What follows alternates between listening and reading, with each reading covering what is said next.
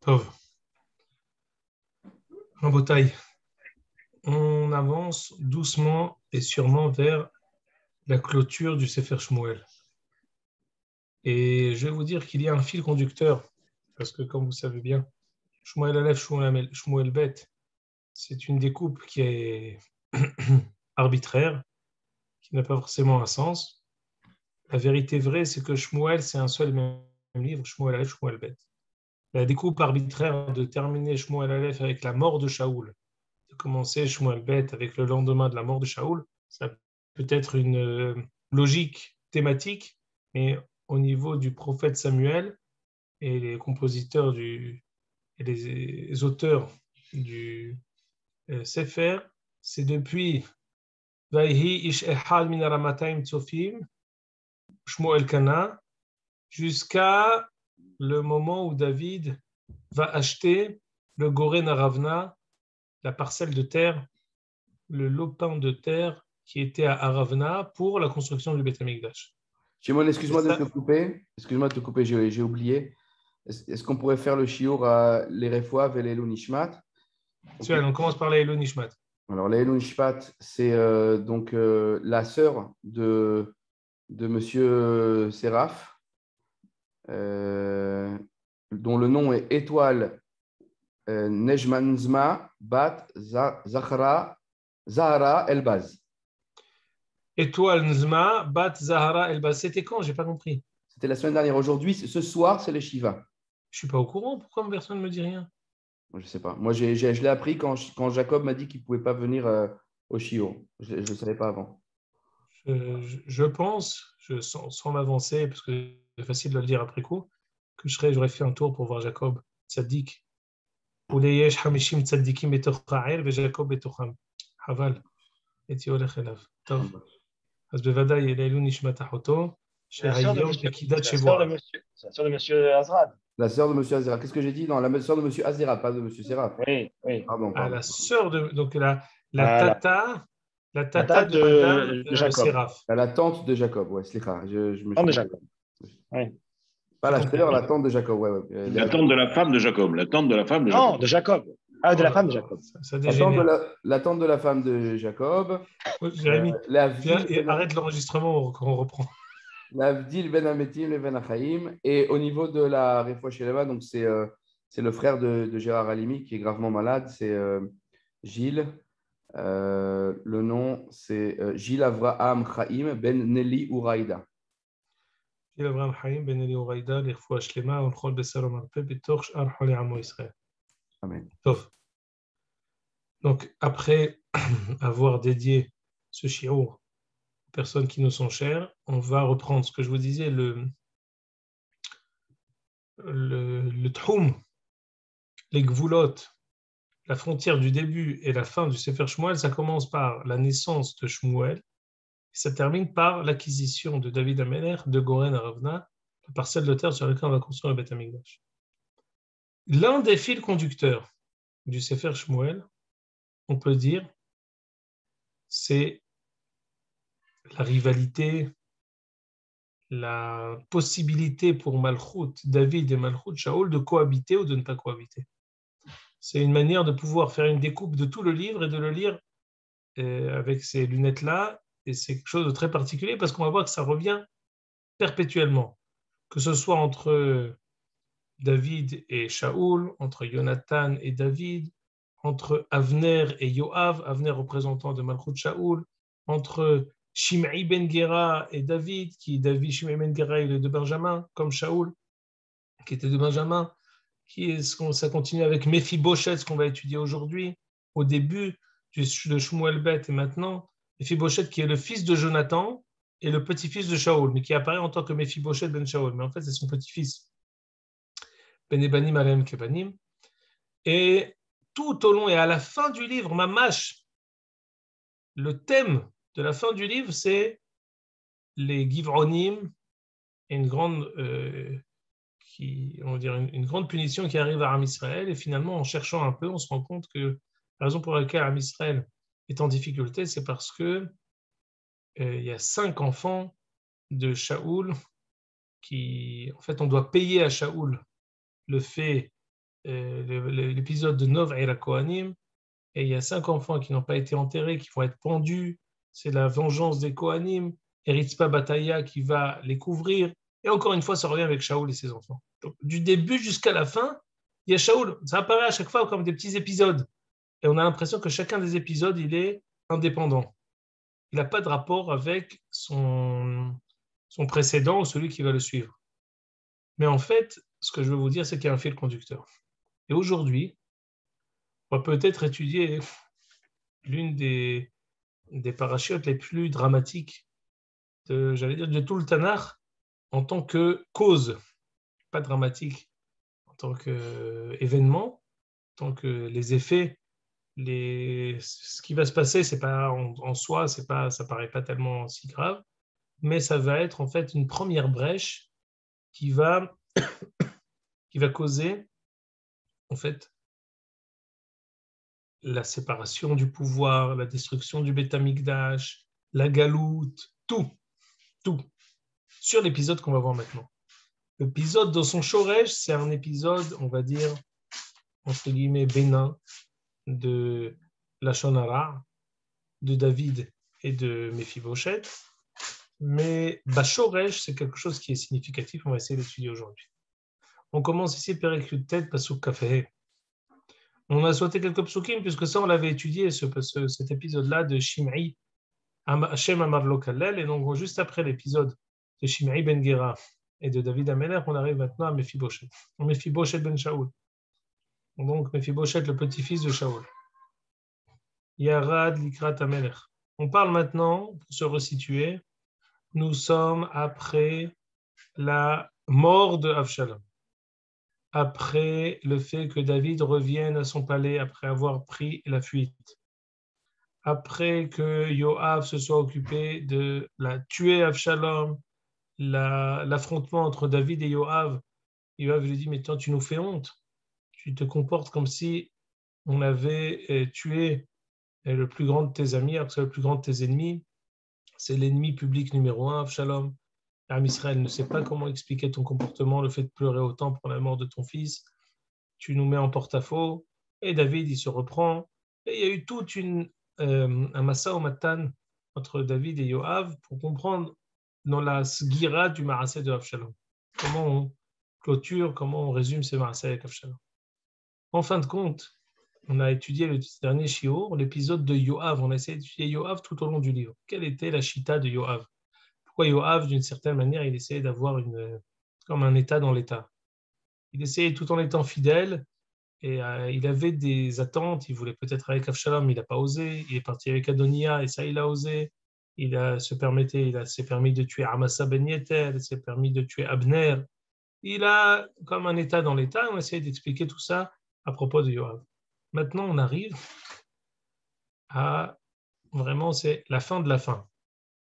David Amelech, d'une certaine manière, après cet état de fait où il était en fuite de Avshalom, alors il va voir Barzilai Giladi, il lui dit, écoute Barzilai, tu m'as aidé pendant que j'étais en fuite, Hazaku Baruch, assieds-toi chez moi. Il dit non, je préfère aller dans ma ville natale pour me faire enterrer là où mes parents sont enterrés. Hazaku Baruch, des histoires, on va dire, bénignes, très intéressantes et très importantes qu'on avait étudiées quand on avait voulu dire que le yesod de la malchoute, c'est Akarat Tov. On avait dit que la malchoute, elle est d'abord et avant tout appuyée et basée sur des valeurs morales qui sont élémentaires, comme Akarat Tov. Et sinon, ça ne peut pas tenir. Ce qu'on a expliqué avec Ahitophel, ce qu'il avait dit à ses enfants, Altim Redou et Malchut Bet David. On avait étudié ça quand on avait parlé de la personnalité de Ahitophel. Aujourd'hui, on en vient, en fait, le dernier épisode de l'avant-dernier ou le dernier épisode qui est dû à cette fuite et à cet affrontement entre David et Avshalom. Je vous remets dans le contexte. David avait pris au début de Shmuel Bet les descendants de Shaoul à sa table pour dire, je ne suis pas rancunier, pour dire Shaoul, ses enfants, ses petits-enfants, je n'ai aucune rivalité avec eux. Pour dire, après la mort de Shaoul, ne croyez pas que c'est moi qui étais l'initiateur et qui ait commandé la mort de Shaoul. Regardez, juste après la mort de Shaoul, d'abord, celui qui l'a tué, je le tue. Et ensuite, je prends son fils et je le mets à ma table. Comme ça, je ne suis pas du tout soupçonné de quoi que ce soit. C'est comme ça qu'on l'a expliqué au début du Sefer. Méphibosheth était à la table de David et David est subvenu à ses besoins. Mais, il y a un grand mais, dans tout l'épisode de Avshalom, Méphibosheth était aux abonnés absents. Grand point d'interrogation. David n'a pas compris le comportement de Méphibosheth. Méphibosheth qui était censé les Hashiv Tova, Tahat Tova, d'être reconnaissant envers David d'une certaine manière. En tout cas, c'est ce que Tziva, son Méphibosheth, il était Necheraglaim, il était handicapé. Il avait un serviteur, un esclave, quelqu'un qui était à son service, qui est parti raconter des choses pas très sympathiques en ce sujet à David. Il dit, tu sais quoi? Depuis que tu as quitté le palais, dit Tziva à David, Méphibosheth, il s'en fiche de toi. La preuve, il n'est jamais venu te voir. Il attendait que tu ne reviennes pas pour peut-être hériter ton trône. Le fait que tu reviennes, c'est délicat pour lui. Regarde, il n'a pas du tout été, il n'a jamais essayé ni cherché à prendre contact avec toi. Et d'une certaine manière, il a voulu te planter un coup de poignard dans le dos. David qui entend ça, au lieu de dire non, mais attends, c'est pas sûr. Peut-être que la raison pour laquelle il ne sait pas. Parce que Méphibosheth s'est présenté à David d'une manière qui est méprisante. Il est venu, j'exagère, mais juste pour vous donner le tio, il est venu en pyjama, pas rasé et pas coiffé. C'est-à-dire, il est venu, comme ce que dit le pasuk ici, Méphibosheth ben Shaoul, Yarad likrat hamelech, lo asa raglav, lo asa sefamo, vet begadav lo chibes.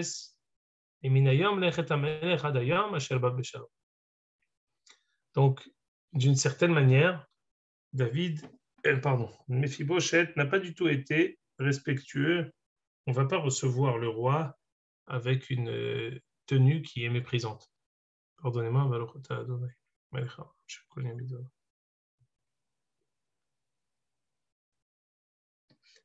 ne va pas rencontrer le roi de cette manière-là. On peut aussi expliquer le comportement de Méphibosheth comme ce qui va lui s'expliquer auprès de David, lui dire mais non, au contraire, c'était un signe de deuil envers toi. J'ai gardé la barbe, j'ai gardé mes habits pas à laver pour montrer que moi anochi betsara. Mais Tziva a raconté à David que la raison pour laquelle il n'a pas été à la hauteur dans sa rencontre envers David, c'est parce que il le méprise. Yerushalayim. Alors David, d'abord et avant tout, il dit, pourquoi tu n'es pas venu me chercher? Pourquoi tu n'es pas parti avec moi? Pourquoi tu ne m'as pas rejoint quand j'ai abandonné le palais royal? Pourquoi toi tu es resté là-bas? Je t'assure, c'est pas de ma faute. Mon serviteur, Siva, m'a roulé, m'a trompé.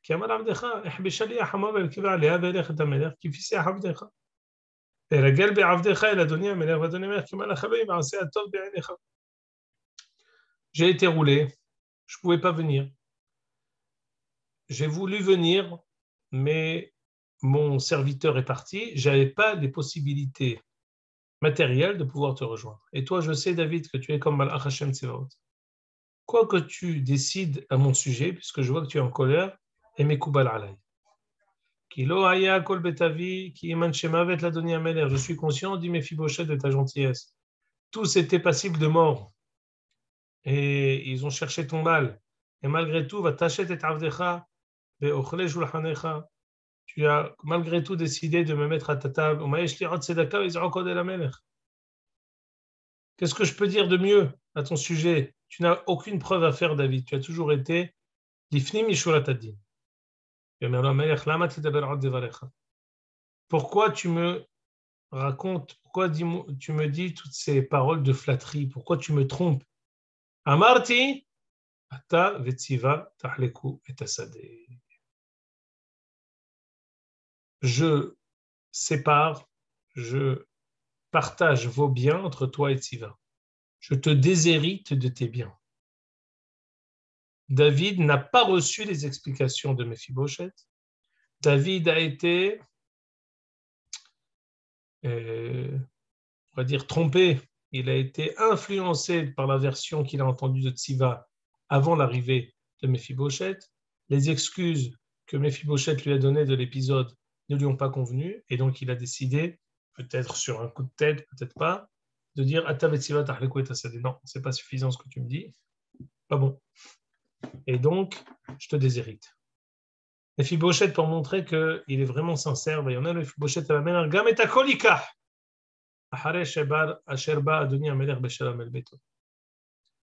Je t'assure, je suis tellement heureux que tu sois revenu, je suis prêt à laisser et léguer tous mes biens pour Tziva, parce que le fait que tu sois revenu en paix est plus important pour moi.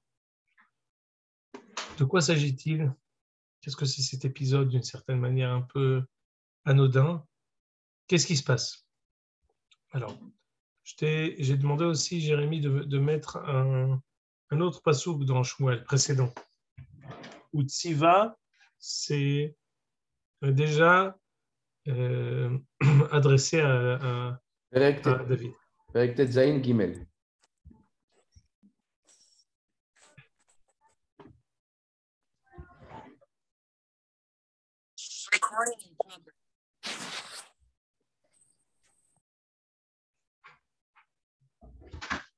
C'est là, non?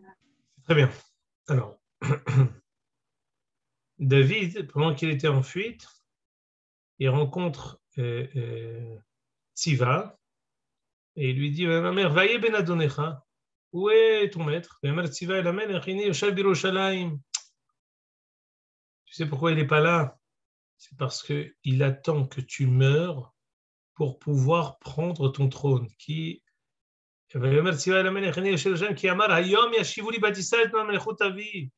attend avec impatience que tu tombes pour pouvoir prendre ta place. Je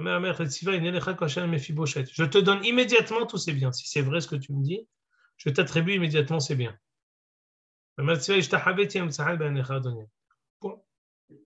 C'est-à-dire que David Amelech a été impulsif et il a dit, si c'est ce que tu as dit, c'est bon, je te crois.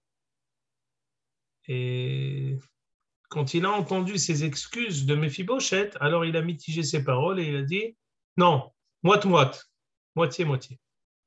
J'aimerais qu'on voit. Hein, excuse-moi juste de te couper. Vas-y, je t'en prie. On a 2-3 personnes qui viennent de se joindre à nous. Si tu peux faire juste une ou deux phrases de sikoum de tout ce qu'on a dit jusqu'à présent. Avec plaisir. Alors, on est ici,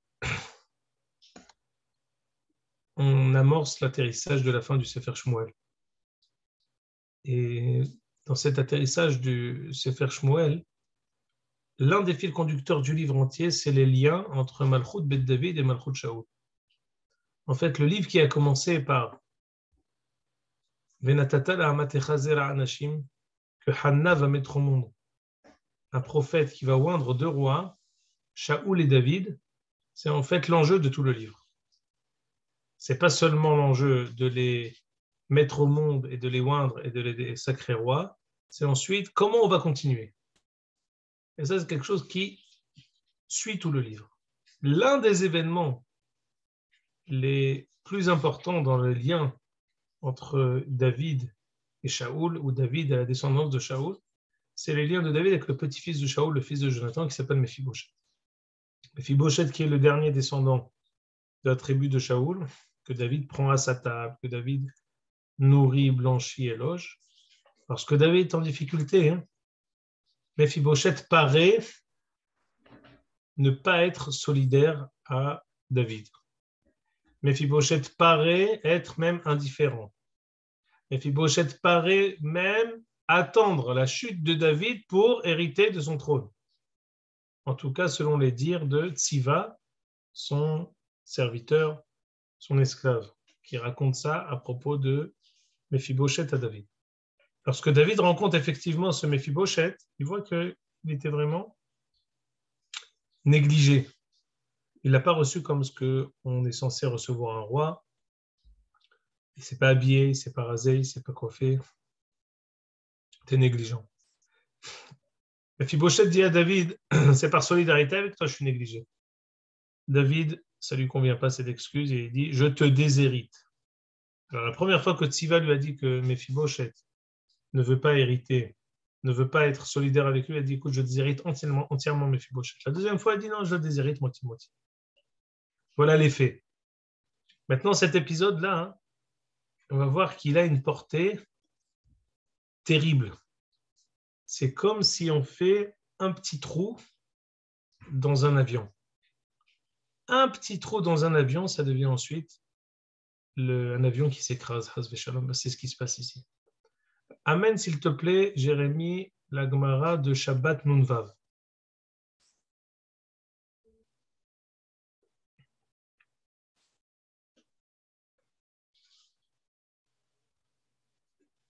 Descends. Ah, très bien.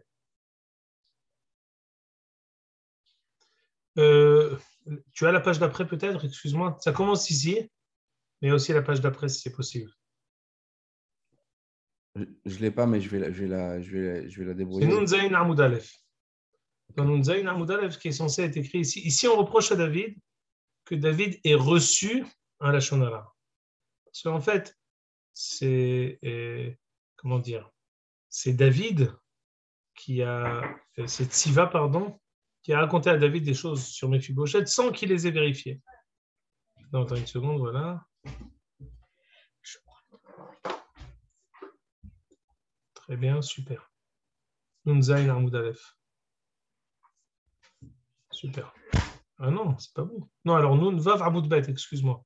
Mais précédents, voilà, pardon.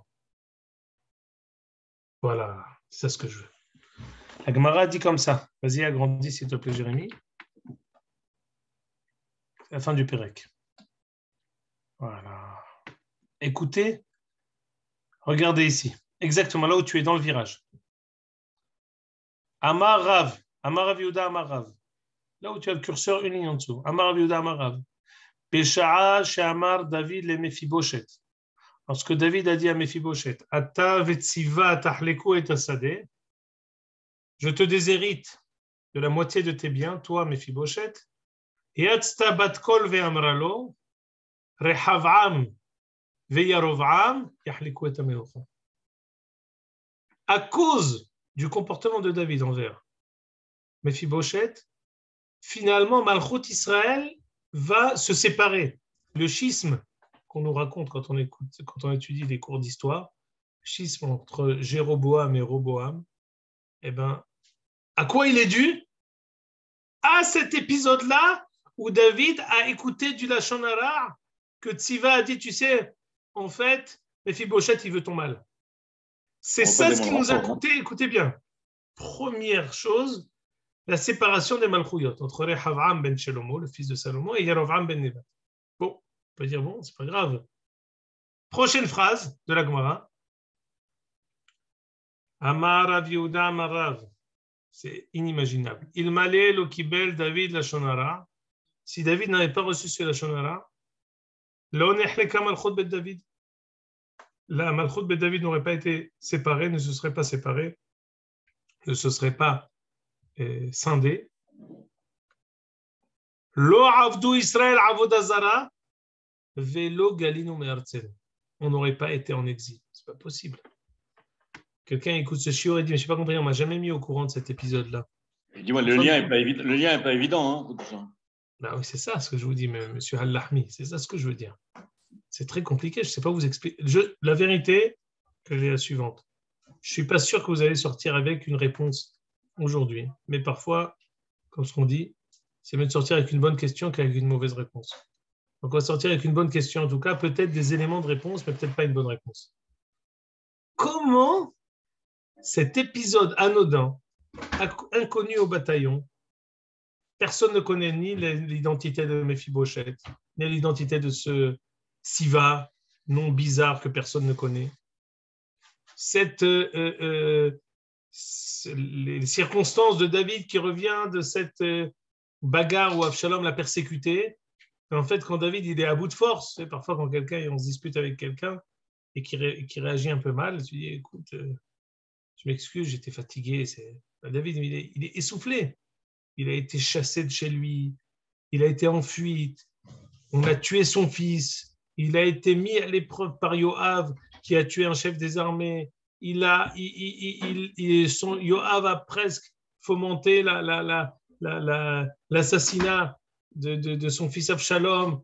Qu'est-ce qu'on peut reprocher à David, quoi? Qu'il a reçu un lashon hara pour quelqu'un qui a toutes les raisons de s'imaginer une chose, qui va faire une chose pareille. Et pour ça, on a séparé la Malchut Bet David, on a fait Avodah Zarah, on a détruit le Bet Hamikdash et on a été exilé. Mais c'est pas possible. On ne m'a pas prévenu de cet épisode-là.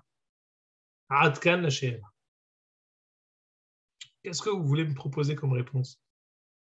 On attend le top du top de David Ameller, comme avec Moshe Rabbeinu, une petite avéra, etc. Et donc, même une erreur de jugement bénigne peut avoir des conséquences extraordinaires. Metsuyan. Très bonne réponse, Jérémy. Partielle et pas complète. Pourquoi? Parce que même Moshe Rabbeinu, quand il a fauté, peut-être que c'est quelque chose qui nécessite un peu d'approfondissement, sa avéra est restée avec une portée particulière. Pour lui, il n'est pas entré lui en Eretz Israël. Alors, c'est dans le Rahim HaKadosh dit, si Moshe était rentré à notre tête, tout aurait été différent. Mais en fin de compte, Moshe Rabbeinu, sa faute, elle l'a concerné lui. Fondamentalement, Josué aurait pu continuer. Et on aurait pu avoir une suite qui n'aurait pas amené à la destruction du Beth Amikdash. C'est-à-dire que les dés n'ont pas été joués après la faute de Moshe. Ici, on voit que la faute de David, elle n'a pas eu seulement une conséquence qui est grave pour David, qui va mourir peut-être, qu'il a perdu son fils, beaucoup de choses on peut dire. Mais pourquoi on est arrivé à la banqueroute de Malchut Bet David et de la galoute et la Horban Bet Amikdash, Ribono Shel Olam, Makara? Est-ce que c'est pas parce que il devait y avoir une réunion justement entre la Malchut de David et la Malchut de Shaoul, et que en faisant ce qu'il a fait à Mephibosheth, il n'y a pas eu cette réunion, il y a quelque chose qui a été brisé. Et bravo Alik. Voilà, La vérité, c'est moi quand j'ai préparé le Shio, je vous assure, je prépare toujours le Shio et je sais jamais ce que je vais dire avant que Jérémy m'envoie le message 18h45, Mekorot pour l'interrogation. Je ne sais pas encore ce que je vais dire, je suis au moment où je le prépare. Et je me suis dit qu'en fait, après les shiurim qu'on fait semaine après semaine, la réponse, on va dire, d'une certaine manière, elle coule de source, mais on va essayer d'abord de la construire en plusieurs shlabim. Shlav Rishon, comme serait dit Jérémy, c'est la Madrigat de David. Shlav Sheni, et ça c'est quelque chose qui est ramené, quelque chose qui est vrai. Le Lashon Hara, il est destructeur. La mahloket, lo mash'ira kol hilka tova. Il y a des fautes qui sont des fautes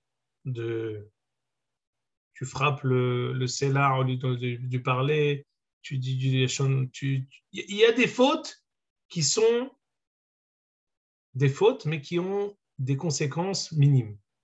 Il y a des fautes qui sont la mahloket. C'est que Korah va'adato ont été avalés vivants. Il y a des fautes pour lesquelles on n'a pas de en mehila, en les aharet vetikva. L'une des fautes qui sont en tête de liste, c'est la shonara. La shonara. Maintenant, ici, c'est incomplet parce que, en fin de compte, ce qu'on appelle, quand quelqu'un me raconte du lashon hara et qu'il y a dvarim anikarim, c'est quoi dvarim anikarim? Je vois que ce que tu me dis, c'est vrai. Je vois que finalement, il n'est pas venu. Je vois qu'il est négligé. Je vois qu'il bégaye. Je vois tout ça, je le vois. Donc, qu'est-ce que tu me reproches? Est-ce que David kibel la shonara ou non? Alors, on va dire que kibel la shonara. Mais sauf, tu ne peux pas lui dire que toute cette dégringolante, c'est à cause de ça sur lequel il y a une mahlokat. S'il avait le droit, il n'avait pas le droit de le faire.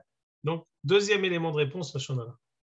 Ce qu'écrit le Hafetz Haim dans l'Akdama de son livre, que quand on dit que le deuxième Beth Amikdash a été détruit, c'est à cause de la Sinat Hinam, il faut changer le mot Sinat Hinam en disant la shonara. Très bien. Mais comme ce que je vous ai dit, la shonara, ça ne suffit pas. Ici, la shonara, il n'est pas clair. Troisième élément de réponse. Peut-être est-ce inhérent à la malchoute, sans arriver à David et Shaoul. La malchoute est là pour vocation, à propos du roi en tout cas, Libo lève kol Israël. La particularité du roi, comme ce que dit le Rambam, c'est Libo lève kol Israël. Ça veut dire quoi? Ça veut dire qu'il doit avoir un cœur tellement large qu'il inclut tout Am Israël, Kulam, Kolel, Kulam. C'est le roi des 12 tribus. Ce n'est pas le roi d'une tribu, ce n'est pas le roi de Yehuda, ce n'est pas le roi de Ephraim, c'est le roi des 12 tribus. Et on va dire, il y a des fautes quand il y a, comme ce que je vous ai dit plusieurs fois. La Gemara, elle pose la question, elle dit, mais pourquoi que Shaoul, il a fait une faute et on l'a évincé à jamais? David, il a fait 2 fautes et il n'a pas été évincé. Quelle est la réponse? David, il a fait des erreurs qui sont hors Malchut. David et Bathsheba, c'est hors Malchut. David et Uriah Hitti, c'est hors Malchut. C'est des avérotes que même si c'était un hédiot, même si c'était un homme simple, un homme ordinaire, ça aurait été une avéra. Shaoul, quand il a fauté dans la Malchut. Le roi, il doit être kafouf au navi.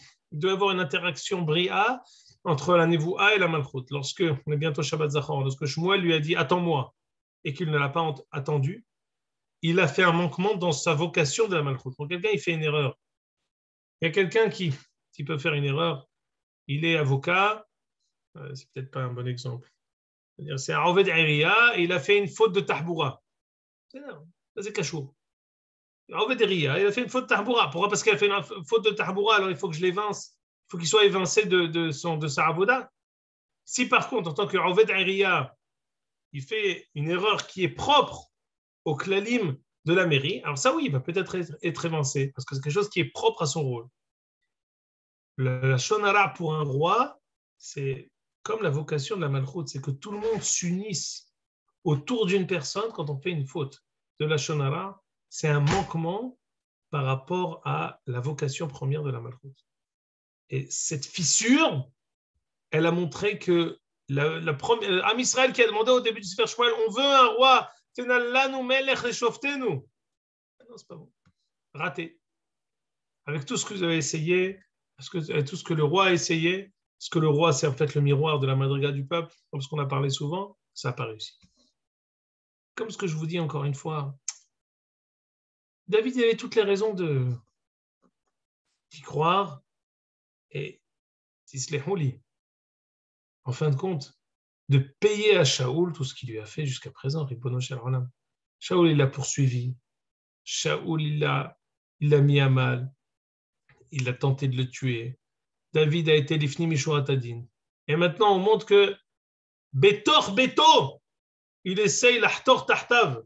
Il essaye de faire une grotte et une mehila sous son trône pour sortir la tête et lui piquer son trône. Qu'est-ce que tu reproches à David?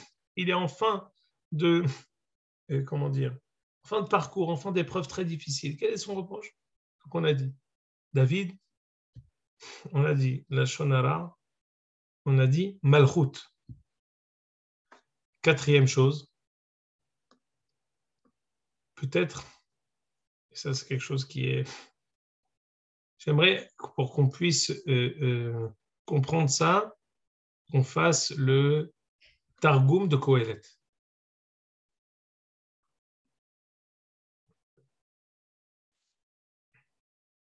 Ah, tu m'as étonné, Jérémy, Nicolas Cabot.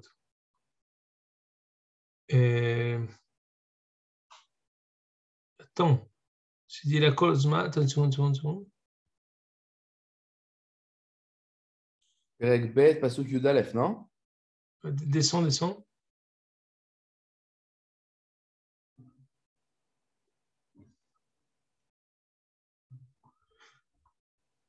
Une seconde. Start me.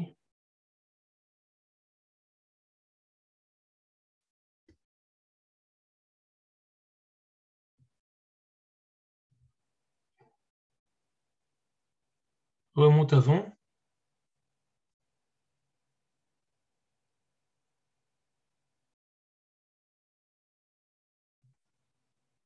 Et c'est censé être le pasuk la kolzman ve'et lechol hefetz. Ah, c'est dans... Et t'as pas d'autre page parce que tu as fait photocopier que ce que je t'ai demandé, forcément, excuse-moi. Ce qui est censé être écrit ici, c'est la chose suivante. Ouais. C'est que... Je peux rapidement photocopier, juste dis-moi le bon pasuk. Alors, attends une seconde. Je vais le sortir parce que si je t'ai donné un mauvais macro, laisse-moi 10 secondes. Je prends le livre, j'arrive. Laisse-moi 10 secondes.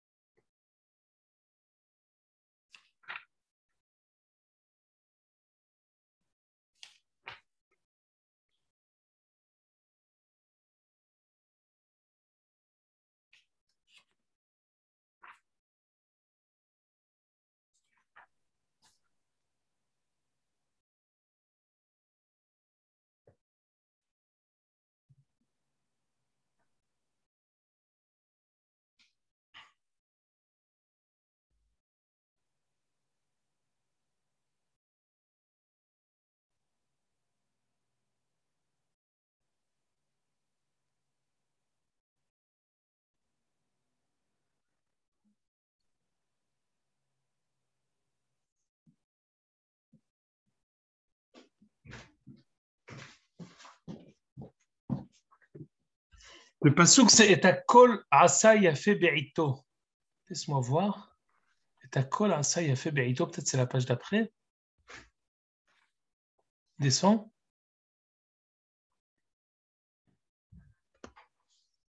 Kol asa yafe be'ito. Je sais pas c'est quel pasuk. Non, je ne vois pas, je ne le trouve pas.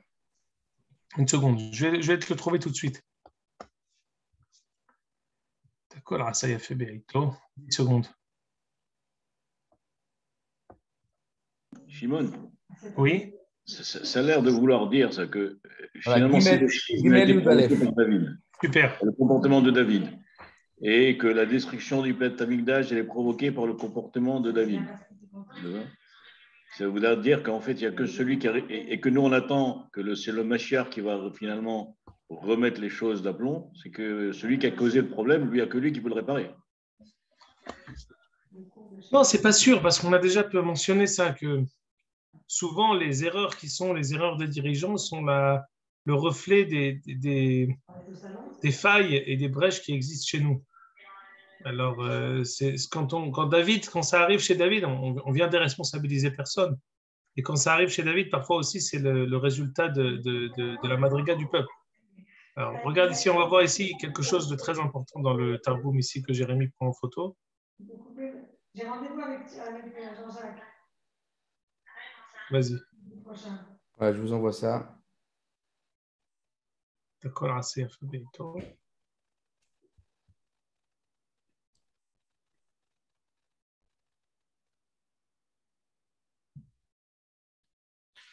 Voilà. Lifneze Katouv Rak Amar Shlomo. Lifne Malka Katouv Amar Shlomo.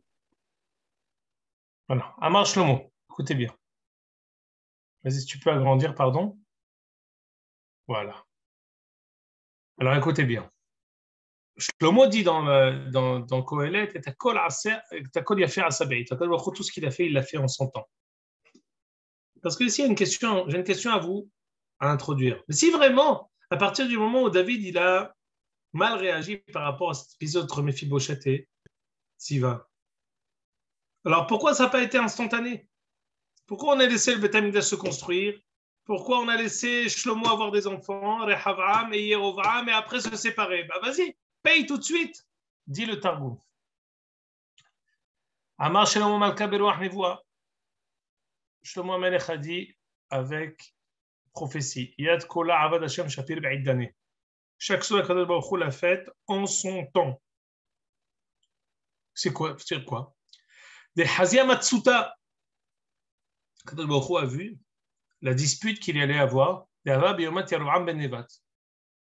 qu'il allait avoir une révolte. Alors, garde ça, Jérémie.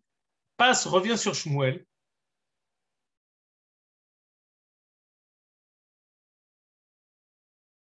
Voilà. C'est là où on était. Descends, prochaine page. Pour la direction avec Barzilai, très bien. Vas-y, passe. Encore non, encore un. Juste après cet épisode-là, vas-y, encore un, le prochain pérec, le premier passage du prochain pérec. Juste après cet épisode-là, Vesham Nikra Ish Belial, Ushmo Sheva Ben Bichri. Juste après cet épisode, il y a un nouvel excité qui va intervenir et qui va dire ויתקע בשופר ויאמר אין לנו חלק בדוד ולא נחלה לנו בבן ישי איש לאוהליו ישראל. Voilà un illustre inconnu qui s'appelle Sheva Ben Bichri qui va dire on ne connaît pas David, on ne connaît pas Ben Yishai, nous allons tous faire une révolte contre David. Ribono shel olam. Il vient de se sauver du lion et maintenant il rencontre un loup. Qu'est-ce qu'il a fait David? Lâche-le. C'est quoi ça? Vesham, c'est quoi ce Vavahibour? Juste après ça, cet épisode de Atav et Tziva Tahleko et Tasadeh, il y a encore quelqu'un qui intervient. Lis Jérémie Psachim Sanhedrin Koufalev, ce que je t'ai dit. La Gemara dit, Tanoura Banan au milieu de la page. C'est qui ce Sheva Ben Bichri? Dit la Gemara. Yarovam Ben Devat. Alors, tac, tac, tac, tac, tac. Juste en dessous, la Gemara, elle dit, Tana, là où tu as le curseur, Hu Nevat. Hu Micha, Hu Sheva Ben Bichri. Quoi? Le papa de Yarovam Ben Nevat, c'était Sheva Ben Bichri. On voit ici que juste après cet épisode de David et Mephibosheth, il y a quelqu'un qui arrive. C'est qui ce quelqu'un? C'est Yarovam Ben Nevat. On l'avait pas déjà rencontré. On l'avait pas déjà rencontré par le passé, Nevat, où il disait que c'était quelqu'un d'autre. Alors, Hazak Baruch Olivier. On dit ici, Hu Nevat, Hu Sheva Ben Bichri, et on ramène ici, on le met directement en rapport avec Hu Micha. Micha dans Shoftim, Pesel Micha. On avait fait référence à lui, c'est la personne, c'est la fin, la clôture du Sefer Shoftim. Donc on ne peut pas tout revenir, mais juste pour pouvoir boucler la boucle ici et revenir ensuite sur le Targum. En fait, juste après cet épisode de Atav et Tziva Tahleko et Tasadeh, eh ben, on aurait dû avoir pas de construction du Beth Amikdash, révolte contre David, tout le monde au vestiaire, il n'y aura rien. Fini. Tout Sefer Shmuel, on peut le mettre dans la Gnisa, il n'y a rien. Pourquoi? Parce qu'avec cette faute de David, tout est annulé. L'impossibilité qu'a eu David de cohabiter avec Shaoul et sa descendance, elle met en gnisa totale toute la suite de la Malchut Israël. Qu'est-ce qu'il a fait à Kadvacho? Et Takol, il a fait Asa Be'ito. Reviens maintenant, Jérémie, au Targum.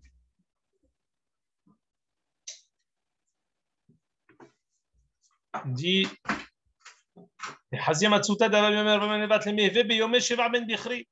aurait dû, tout ce qui s'est passé avec Yerovam Ben Nevat, ça aurait dû déjà arriver au temps de Sheva Ben Bichri, au temps de David Amelech. Tout ce schisme qu'il y a entre Yerovam et Rahavam, les agalim que Yerovam il a mis dans les carrefours pour faire Avodah Zarah, tout aurait dû arriver de manière immédiate. Il a attendu. Dit le Targum. אילו אהבה ביום דשבע בן בכרי, לא אהבה מתבנה בית מקדשה, על עסק עגלין תדהב דעבד ירבעם, משבין אחד בביתל ואחד בדן, ומיני פרוזדן על שיבריה, ופסקו עלי רגליים, ובדנקה את עקבת הזמן דיבנה בית הקדשה, בגין התעקפון ישראל למבנה יתה.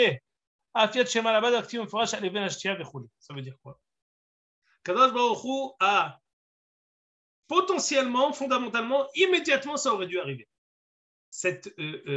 En fait, comme ce qu'a dit M. Lamy, le fait que rien, on aurait tout aurait dû s'arrêter dès maintenant, depuis David. Tout s'est passé au temps de David, tout aurait dû s'arrêter. Non, il a repoussé pour donner la possibilité au Beth Amikdash d'arriver, pour donner la possibilité à Malchut Shlomo de s'asseoir. Il y a eu Shlomo et le Beth Amikdash pendant un moment T, il y a eu la Shlemut la plus grande. Après ça, Rehavam et Yerovam se sont séparés. Yerovam qui était le plus grand ministre de chez Shlomo, le plus grand Talmid Hacham, que tous les Talmid Hachamim de sa génération, ils étaient comme des Isbe Asadeh les Fanav, c'était comme des herbes devant lui, tellement Yerovam ben Nevat était un tzaddik, était un gadol. Il a d'abord attendu, c'était un des plus grands ministres, celui qui a eu la force de faire une tocheha à Shlomo HaMelech. On étudiera ça dans Melachim. Mais, en fait, le Sédek, on entend à chaque fois à Kolkar Koevalev, tel hélicoptère il s'est écrasé, il y avait un mini Sédek qui n'était pas vu, qu'on a vu, on l'a pas vu. Ce Sédek ensuite il s'est ouvert et tout s'est effondré. Ce Sédek il a commencé au temps de Tziva et David. Il aurait pu immédiatement faire que l'hélicoptère s'écrase. Il a fait un chesed. Il a attendu que l'hélicoptère il prenne son envol. Il reste en haut. On a eu pendant un moment de l'histoire cet apogée avec Shlomo et avec le Beth Amikdash et avec les goïms qui viennent pour recevoir la Chokhmah. C'est les haftarot qu'on a lus, des haftarot qu'on ne lit jamais. Parce qu'en général, on n'est pas Shana Meroberet. Vous avez pu apprécier la difficulté des lecteurs qui se cassent les dents sur chaque passouk parce qu'elles sont peu connues. Et c'est haftarot à Jérémie sourit. J'espère qu'ils l'ont pas honoré d'un maftir. Non, mais de toute façon, c'est pas le fort des Rouchalmim, l'Haftara. Oui, c'est ça. C'est vrai, Gamou. Alcool panim. Et en fait, et Akol, il a fait Asa Berito. Je ne sais pas, cette Chokhmah ici que Shlomo HaMelech a dit dans Kohelet, elle est extraordinaire. Parfois, hein, même si on sait que la fin de cette chose-là, elle est vouée à l'échec, il y a un inyan de laisser la chose apparaître jusqu'au bout. Qu'elle arrive, chez Tetzel la Poral, chez Nir Eota Bishlemuta, même si on sait que finalement, on va devoir l'ignoser et Tkolze. En fait, ça reste quand même. Oui. Une petite question, malgré les quatre, disons, les quatre ramotes, les quatre niveaux d'explication que tu as donnés, ça reste quand même une énigme. Le fait qu'un Inyan aussi bénin, qui viachol, décide d'un tel changement et d'une telle catastrophe dans le peuple juif, quoi. Alors, je suis d'accord. Et sur ça, je te dis que pour arriver à ce qu'a dit M. Dvash, on va dire en fait peut-être le Ta'am, peut-être que les quatre sont vrais. En fait, la dernière qui est, c'est pour ça que j'ai commencé le Shiur en disant que le Sefer Shmuel, il commence avec Shmuel qui va oindre deux rois, David et Shaoul. Pourquoi? Shaoul, Hasve Shalom, c'est une erreur de l'histoire. Ils ont demandé trop tôt. Il n'avait pas dû avoir Shaoul. Non, pas du tout. Pourquoi Hana a demandé qu'il sacre deux rois, qu'il sacre que David? Non. Il y a un besoin impérieux et de Béné Rachel et de Béné Léa. Banou Shetehen et Bet Israël. On a besoin de Malchut Bet David, on a besoin de Malchut Binyamin, Malchut Yosef. On a besoin des deux. Et l'impossibilité pour nous de concilier les deux, c'est parfois peut-être, et ça c'est la réponse peut-être à ta question, c'est pas forcément la faute, c'est la réalité qu'on n'a pas réussi à concilier les deux. C'est-à-dire que peut-être que la faute, on aurait pu terminer ça avec un petit renèche et fini. Non. Plus que la faute, c'est la réalité qu'on n'arrive pas à être ensemble. Je ne sais pas comment vous dire. C'est comme quand il y a un mari et une femme qui sont disputés et on essaie de les remettre, tout ça. Et après, il y a encore une fois un événement qui fait que, encore une fois, ils se sont disputés. Non, la raison pour laquelle on va séparer, on va devoir les Afrid et les Farek et Havila, ce n'est pas à cause de cet événement-là. C'est parce que finalement, on a montré une fois de plus qu'ils n'arrivent pas à cohabiter. David et Shaoul, David et Mephibosheth ont montré finalement qu'ils n'ont pas réussi à cohabiter. On repousse tout ça, comme ce qu'on avait dit avec la Haftara de Rosh Chodesh. C'est pour ça qu'on avait dit que la Haftara de Rosh Chodesh, c'est ou ben zar'i ou ben zar'acha an olam. David dit à Jonathan, Hachem yé béni ou venecha ou ben zar'i ou ben zar'acha an olam. David et Jonathan savaient que finalement leur amour il n'allait pas arriver à son apogée de leur vivant. C'est que leur descendance, et leur descendance très lointaine. C'est pour ça qu'on dit ça à Rosh Chodesh, parce que Rosh Chodesh, c'est Mahar Chodesh. Mahar Chodesh, c'est les Haggim de l'E'atid Lavo. On dit, mais Yonatan Mahar Chodesh, il y aura la Melucha qu'on arrivera à remettre. Mais maintenant, on ne réussira pas. J'avais une fois parlé avec le Rav Atoun. Le Rav Atoun, c'est quoi son prénom? Daniel? Le voisin de Aline. Ouais, le voisin de Temim. Je ne me rappelle plus. Le Rav Atoun, un Rav francophone, tzaddik, Talmid Hacham. Et il avait écouté les shiurim du Rav Yoshua Bachrach, qui a écrit une série de livres sur le Tanakh, Ma ben David le Shaoul, Ima Shel Malchut, plusieurs livres qu'il a écrits sur le Tanakh. Il m'a dit, moi j'ai suivi ces livres. Ce Rav Yoshua Bachrach était un Talmid du Rav Nazir, le Talmid du Rav Kook. Il a dit que l'apogée du Sefer Shmuel, la manière la plus surprenante, c'est la Haftara de Mahar Chodesh. Il n'y a rien là-bas. Il y a un festin qui s'est mal terminé avec Shaoul qui s'est énervé et David qui s'est enfui. Non. La Madrega Atidite de tout le livre, elle est là-bas. Le fait que finalement on remet la possibilité de David et Shaoul, de David et Jonathan, d'être amis, que leur amitié puisse être, parce qu'en fait, l'amitié de David et Jonathan, elle était éternelle, mais elle ne pouvait pas être au vu et au su du monde entier, elle était en cachette. La possibilité pour nous, et même l'amitié entre David et la maison de Benjamin avec Shimei ben Gera, c'était en cachette, c'était le précepteur de Shlomo. C'était pas en fait au vu et au su de tout le monde, non. La possibilité pour David et Shaoul d'être ensemble, c'est pas possible. On a réussi encore une fois au temps de Mordechai, au Ben Yair, Ben Shimei, Ben Kishish Yemini, on a dit Re'uya haïta bi'ashniya liot bi'a harona, celui qui lui a lu Rashi dans la Haftara de cette semaine de Yehezkel. Pourquoi quand on lit le plan du troisième Beth Amikdash, Rashi dit là-bas non, c'était pas le plan du troisième Beth Amikdash. La raison pour laquelle c'est Yehezkel qui l'a prophétisé, c'est parce que c'était le plan du deuxième Beth Amikdash. Le deuxième Beth Amikdash aurait dû être éternel si Am Israël était venu au temps de Mordechai. Ça, c'est pas fait. Mordechai, c'est l'alliage, le lien entre David et Shaoul, Ben Yair, Ben Shimei, Ben Kish, Ish Yehudi. Yehudi, Yemini, Yamin, Binyamin, Benjamin, Judas, Benjamin. Ça a failli réussir, non, ça n'a pas réussi. Am Israël n'était pas là. Vous avez dit, monsieur l'ami, pourquoi ça ne marche pas? Non, on peut. Si on le refait, on aurait pu réussir. Am Israël, il faut que tout le monde soit là. Tu fais un rendez-vous avec 3 personnes, à chaque fois, il y en a 2 qui viennent. Le troisième, il ne vient pas, ça tourne par an. Si tu n'as pas réussi à ramener les 3, ça ne marche pas. Il faut David, il faut Jonathan, et il faut Am Israël. Au temps de la montée de Am Israël à Purim, Am Israël n'était pas là. Les dirigeants étaient là. Mordechai faisait des pieds et des mains. Il avait 100 ans. Il allait de Bavel, de Suse à Jérusalem. Il faisait les allers-retours. Il était Rosh HaSanhedrin. Il était au temps de l'Ishkat Agazit, au temps de la fin du premier Beth Amikdash. Et il est là au temps de la construction du deuxième Beth Amikdash. Donc imaginez-vous, il avait 20 ans. Il a été 70 ans après encore là. Et il était Melech HaHashverosh, il était là-bas, Sha'ar Melech. Il devait avoir 100 ans en guerrier extraordinaire. Ça, c'était Mordechai. On aurait pu réussir, on n'a pas réussi.